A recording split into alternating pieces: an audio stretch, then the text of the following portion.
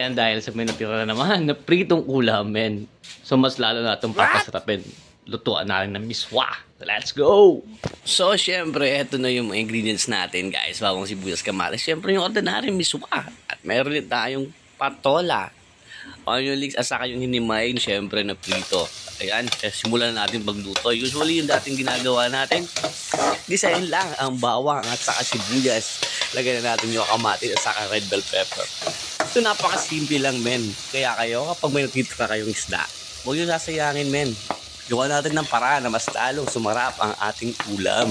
Ayan, simpleng-simple, guys. So, gigisahin lang natin. So, lagyan natin ng tubig.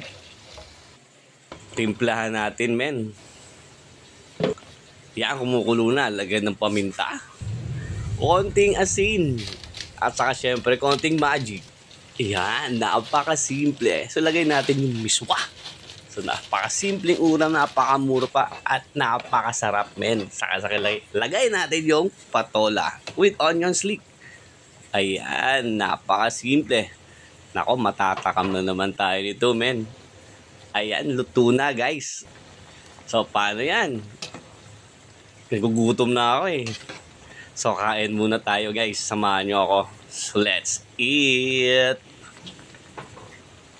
Luto na yung miswa na nilagyan natin ng natirang pritong isda. Ayun, init. So, lagyan natin ng sili, guys. Ayan. Ooh. Yeah. Wow. Yan. Ano pang hinintay nyo, guys? Samahan nyo, kakain tayo.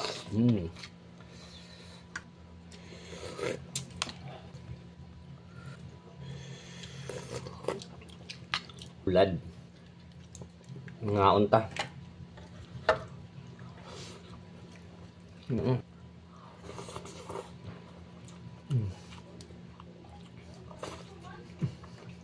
Ang patola.